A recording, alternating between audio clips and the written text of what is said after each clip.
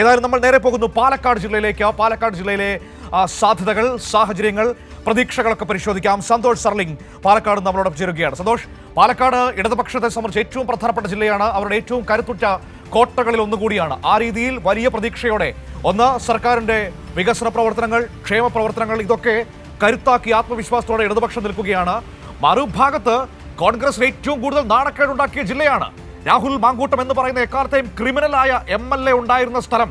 അതിന് നാണക്കേട് ഇതുവരെ കോൺഗ്രസിൽ നിന്ന് മാഞ്ഞിട്ടില്ല.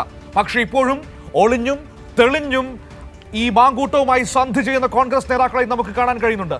BJPക്കും സ്വാഭാവികമായിട്ടും നഗരപ്രദേശങ്ങളിൽ, പാലക്കാട് നഗരപ്രദേശത്ത് വലിയ സ്വാധീനമുണ്ട്. ആ പ്രതീക്ഷ അവർക്കുമുണ്ട്.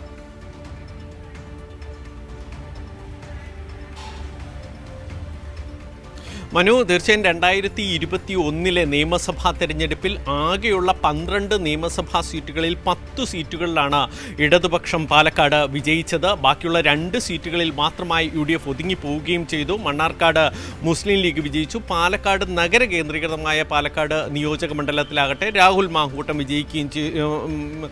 കോൺഗ്രസ് വിജയിക്കുകയും ചെയ്തു. പിന്നീട് എന്ന ഉപതെരഞ്ഞെടുപ്പിൽ രാഹുൽ മാങ്കൂട്ടം വിജയിച്ചു. മനു ചൂണ്ടിക്കാണിച്ചതുപോലെ തന്നെ പിന്നീട് വളരെയേറെ നാണക്കേട് സംസ്ഥാന തലത്തിൽ തന്നെ ഉണ്ടാക്കിയൊരു MLA ആയി മാറുകയും ചെയ്തു. എന്തായാലും ഇടതുപക്ഷമാകട്ടെ പാലക്കാട് വലിയ സംഘടനാ സംവിധാനമുള്ള, വലിയ സ്വാധീന ശക്തിയുള്ള ഒരു ജില്ല കൂടിയാണ് ഇടതുപക്ഷത്തിന്. കാരണം വർക്കിംഗ് ക്ലാസ് ആണ്, അടിസ്ഥാന തൊഴിലാളി വർഗമാണ്, കർഷക തൊഴിലാളികൾ ഏറെയുള്ള ജില്ലയാണ്. ആദ്യകാലം മുതൽ CPIM രൂപീകൃതമായതു മുതൽ തന്നെ പാർട്ടിയോടൊപ്പം ഉറച്ചു നിൽക്കുന്നൊരു മണ്ഡലം കൂടിയാണ്. അതിൻ്റെ ചരിത്രം പരിശോധിച്ചാൽ ആദ്യത്തെ സംസ്ഥാന സമ്മേളനം പോലും പാലക്കാടാണ് വേദിയായത്. എല്ലാ നിയമസഭാ തെരഞ്ഞെടുപ്പുകളിലും ആ സ്വാധീനം പാർട്ടി എപ്പോഴും പാർട്ടിക്ക് മുമ്പിൽ ഉണ്ടാവുകയും ചെയ്തിട്ടുണ്ട്. ഈ തെരഞ്ഞെടുപ്പ് ഇപ്പോഴുള്ള ഈ 2026 നിയമസഭാ തെരഞ്ഞെടുപ്പിലേക്ക് വേണ്ടിയും വലിയ മുന്നൊരുക്കങ്ങളാണ് പാർട്ടി നടത്തി. നേരത്തെ തന്നെ സ്ഥാനാർത്ഥികളൊക്കെ നിശ്ചയിക്കുകയും ചെയ്തു. അനൗദ്യോഗികമായി പോലും പാലക്കാട് ജില്ലാ സെക്രട്ടേറിയറ്റ് അംഗങ്ങൾ പോലും പല സ്ഥാനാർത്ഥികളെ അവരുടെ ഫേസ്ബുക്ക് പേജുകളിലൂടെയൊക്കെ ഇതിനകം തന്നെ പ്രഖ്യാപിക്കുകയൊക്കെ ചെയ്തിട്ടുണ്ട്, പരസ്യപ്പെടുത്തുകയൊക്കെ ചെയ്തിട്ടുണ്ട്. കാരണം അത്രയേറെ സ്വാധീനമാണുള്ളത്. എന്തായാലും CPIM സ്ഥാനാർത്ഥികളെ ഇക്കാര്യത്തിൽ ഉടൻ തന്നെ പ്രഖ്യാപിക്കും. 2 നിയോജക മണ്ഡലങ്ങളിലാണ് ഒരു മാറ്റമുണ്ടാകുന്നത്. പ്രത്യേകിച്ച് 2 ടേം വ്യവസ്ഥ നടപ്പിൽ വരുമ്പോൾ 2 നിയോജക മണ്ഡലങ്ങളിൽ മാറ്റം വരും. ഒന്നാമത് നെന്മാറയിലാണ്. നെന്മാറയിൽ പകരം സ്ഥാനാർത്ഥിയെ നിശ്ചയിച്ചിട്ടുണ്ട്. കൂടാതെ ആലത്തൂരിലും പകരം സ്ഥാനാർത്ഥിയെ നിശ്ചയിച്ചിട്ടുണ്ട്. ബാക്കിയുള്ള എല്ലാ മണ്ഡലങ്ങളിലും നേരത്തെ മത്സരിച്ചവർ തന്നെയാണ് വീണ്ടും മത്സരിക്കുന്നത്. പാർട്ടിയുടെ കണക്കുകൂട്ടലനുസരിച്ച്, പ്രത്യേകിച്ച് തദ്ദേശ സ്വയംഭരണ തെരഞ്ഞെടുപ്പിലുള്ള ചില മാറ്റങ്ങൾക്ക് ശേഷമുള്ള പാർട്ടിയുടെ കണക്കുകൂട്ടലനുസരിച്ച് ഈ 12 നിയോജക മണ്ഡലങ്ങളിലും ജയസാധ്യത ഇപ്പോഴുമുണ്ട്. പാലക്കാട് നിയോജക മണ്ഡലത്തിൽ സ്ഥാനാർത്ഥിയെ ഈ പ്രഖ്യാപനം വന്ന ഉടൻ തന്നെ പ്രഖ്യാപിക്കും. അതോടൊപ്പം തന്നെ ബാക്കിയുള്ള എല്ലാ സ്ഥാനാർത്ഥികളുടെ കാര്യത്തിലും ഇപ്പോൾ ഏതാണ്ട് തീരുമാനമായിട്ടുണ്ട്. അതേസമയം മുഖ്യ പ്രതിപക്ഷമായി മത്സരിക്കുന്ന കോൺഗ്രസിൻ്റെ ഭാഗത്തുനിന്ന് ഇപ്പോഴും ഒരു അന്തിമ തീരുമാനമായിട്ടില്ല. ഇവിടെ ഒരു അട്ടിമറി ഉണ്ടായിരിക്കുന്നത് പാലക്കാട് MP ആയ VK ശ്രീകണ്ഠൻ്റെ നേതൃത്വത്തിലാണ്. പാലക്കാടിലെ നിയമസഭാ സ്ഥാനാർത്ഥികളെയൊക്കെ നിശ്ചയിക്കുന്നതിലേക്ക് കാര്യങ്ങൾ പോവുകയാണ്. പാലക്കാട് ജില്ലാ പ്രസിഡന്റായ A തങ്കപ്പനെ അടക്കം നിശബ്ദനാക്കിക്കൊണ്ടാണ് VK ശ്രീകണ്ഠൻ്റെ നേതൃത്വത്തിൽ സ്ഥാനാർത്ഥികളെ നിശ്ചയിക്കുന്നത്. ഇതിനെതിരെ വലിയൊരു എതിർപ്പ് പാലക്കാട് ജില്ലയിൽ തന്നെയുണ്ട്. പല സ്ഥലത്തും പോസ്റ്ററുകളൊക്കെ ഉയർന്നു. പ്രത്യേകിച്ച് VK ശ്രീകണ്ഠൻ്റെ ഭാര്യയും KPCC ജനറൽ സെക്രട്ടറി കൂടിയായ K തുളസിയെ സ്ഥാനാർത്ഥിയാക്കാനുള്ള ഒരു നീക്കം കഴിഞ്ഞ കുറേ ദിവസങ്ങളായി നടത്തുന്നുണ്ട്. പ്രത്യേകിച്ച് മുസ്ലിം ലീഗ് മത്സരിക്കുന്ന കോങ്ങാട് നിയോജക മണ്ഡലം കോൺഗ്രസിന് തുളസിക്ക് വേണ്ടി വാങ്ങാനുള്ളൊരു നീക്കം ശ്രീകണ്ഠൻ കുറച്ചു കാലമായി നടത്തുന്നുണ്ട്. അത് വിജയിച്ചാൽ കോങ്ങാട് മണ്ഡലത്തിൽ ഭാര്യയെ മത്സരിപ്പിക്കും. പകരം മുസ്ലിം ലീഗിന് പട്ടാമ്പി സീറ്റാണ് നൽകുക. ഇടതുപക്ഷമാകട്ടെ ഈ 10 സീറ്റുകളിൽ 2 CPI. കോൺഗ്രസിന്റെ കാര്യം പറയുമ്പോൾ ഒരു സംശയം. അപ്പോൾ സ്വാഭാവികമായും പാലക്കാട് കോൺഗ്രസിന്റെ ചിന്ത എന്താണ്?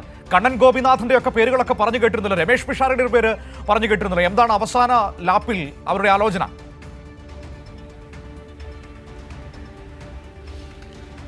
ഏറ്റവും വലിയ നിർണായകമായൊരു ചോദ്യമാണ്. എല്ലാവരും ചോദിക്കുന്നതും എല്ലാവരും കാത്തിരിക്കുന്നതും അതുതന്നെയാണ്. കാരണം രാഹുൽ മാങ്കൂട്ടം ഇപ്പോഴും വളരെ സജീവമായി പാലക്കാട് നിയോജക മണ്ഡലം കേന്ദ്രീകരിച്ച് പ്രവർത്തിക്കുന്നുണ്ട്. പാലക്കാട് എവിടെയാണ് താമസിക്കുന്നതെന്ന് അറിയില്ലെങ്കിൽ പോലും രാഹുൽ മാങ്കൂട്ടം സജീവമായി പ്രവർത്തിക്കുന്നുണ്ട്.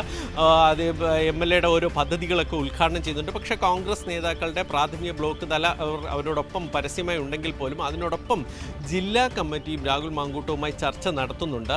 നേരത്തെ ചോദിച്ചൊരു പ്രധാനപ്പെട്ട ചോദ്യമാണ് മാങ്കൂട്ടത്തിന് പകരം ആര് സ്ഥാനാർത്ഥിയെന്ന്. അതിലൊരു പ്രധാന ഉത്തരം കൃത്യമാണ്. രാഹുൽ മാങ്കൂട്ടത്തിനും ഷാഫി പറമ്പിലും താല്പര്യമുള്ളവർ മാത്രമേ പാലക്കാട് നിയോജക മണ്ഡലത്തിൽ സ്ഥാനാർത്ഥിയാവൂ. സന്തോഷ്, അതായത് പാർട്ടിയിൽ നിന്ന് പുറത്താക്കിയെന്ന് അവർ പറയുന്ന, ഞങ്ങൾക്ക് ഒരു ബന്ധവുമില്ലെന്ന് അവർ നാഴികയ്ക്ക് 40 വട്ടം അവകാശപ്പെടുന്ന രാഹുൽ മാങ്കൂട്ടത്തിലിന്റെ വാക്ക് തന്നെ പാലക്കാട്ടെ സ്ഥാനാർത്ഥി നിർണയത്തിൽ കോൺഗ്രസിൽ അവസാന വാക്കാവുകയാണോ? അതിന്റെ ഭാഗമായിട്ടാണോ വി കെ ശ്രീകണ്ഠനൊക്കെ ഈ രാഹുൽ മാങ്കൂട്ടവുമായി രഹസ്യമായി കൂടിക്കാഴ്ചയൊക്കെ നടത്തേണ്ടി വന്ന സാഹചര്യം ഉണ്ടായത്?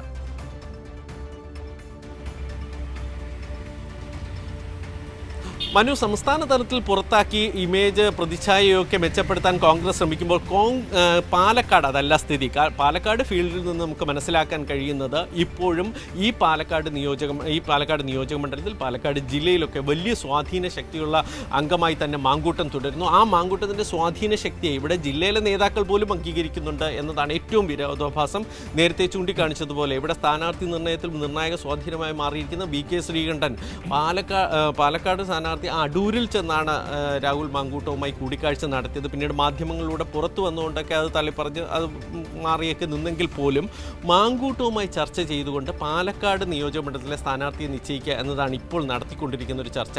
അതിലേറ്റവും പ്രധാനപ്പെട്ടതാണ് ആദ്യകാലത്ത് കെ മുരളീധരനെ പാലക്കാട് കൊണ്ടുവരാൻ തീരുമാനിച്ചിരുന്നു. കാരണം ഒരു വലിയൊരു നിർണായക ഒരു സീറ്റാണല്ലോ. അപ്പോൾ അവിടെ മുരളീധരനെ കൊണ്ടുവന്ന് മത്സരിപ്പിച്ച് വിജയിപ്പിക്കുക. അതുകൂടാതെ കണ്ണൻ ഗോപിനാഥനെ കൊണ്ടുവരാൻ AICCക്കും താല്പര്യമുണ്ടായിരുന്നു, KC വേണുഗോപാൽ വഴി. പക്ഷേ ഈ രണ്ടുപേരെയും ഷാഫി പറമ്പിൽ മാങ്കൂട്ടം ടീം വെട്ടുകയായിരുന്നു. കാരണം വന്നാൽ ഈ രണ്ടുപേരും കാലുമാറുമെന്നും പരാജയപ്പെടാൻ സാധ്യതയുമുണ്ട് എന്ന് തന്നെ അറിയിക്കുകയും ചെയ്തു. അതിൻ്റെ പിന്നാലെയാണ് ഇരുവർക്കും താല്പര്യമുള്ള ചലച്ചിത്ര താരം കൂടിയായ രാഷ്ട്രീയത്തിൽ ഇതിനു മുമ്പ് മത്സരിക്കുകയൊന്നും ചെയ്യാത്ത രമേശ് പിഷാരടിയെ കൊണ്ടുവന്നിരിക്കും. കാരണം ഒരു സാഹചര്യം വന്നാൽ രമേശ് പിഷാരടിയെ മാറ്റുക, വീണ്ടും ഇരുവർക്കും അല്ലെങ്കിൽ ഇരുവരിൽ ആരെങ്കിലും ഒരാൾ കൂടി വീണ്ടും മത്സരിക്കാനുള്ള സാധ്യത തുറന്നിട്ടുകയാണ് അവിടെ രമേശ് പിഷാരടിയെ സ്ഥാനാർത്ഥിയാക്കുന്നതിലൂടെ നോക്കുന്നത്. നേരത്തെ തന്നെ സന്ദീപ് വാര്യർക്കടക്കം പാലക്കാട് താല്പര്യമുണ്ട്. പക്ഷേ അതൊന്നും ഈ ഷാഫിക്കോ മാങ്കൂട്ടത്തിനോ വലിയ താല്പര്യമില്ല. അതാണ് ഇവിടെ വെട്ടുന്നതും. ഇപ്പോഴും സ്ഥാനാർത്ഥിയെ നിശ്ചയിക്കാതെ ഒരു തർക്കമായി പോകുന്നത് അതുതന്നെയാണ്. രമേശ് പിഷാരടി എന്ന് പറയുമ്പോൾ പോലും രമേശ് പിഷാരടി ഇതുവരെ പാലക്കാട് എത്തിയിട്ടില്ല. നേരത്തെ കണ്ണൻ ഗോപിനാഥൻ പാലക്കാട് വന്നിരുന്നു, പ്രവർത്തനം തുടങ്ങി. പക്ഷേ അദ്ദേഹം അതുപോലെ തന്നെ മടങ്ങിപ്പോയിരുന്നു. മറ്റ് സ്ഥാനാർത്ഥികൾ എത്താത്തൊരു സാഹചര്യം പോലും ഉണ്ട്. എന്തായാലും മാങ്കൂട്ടം ഇപ്പോൾ ഇവിടെ പാലക്കാട് ക്യാമ്പ് ചെയ്ത് ഇക്കാര്യത്തിൽ ചർച്ചകൾ നടത്തുകയാണ്.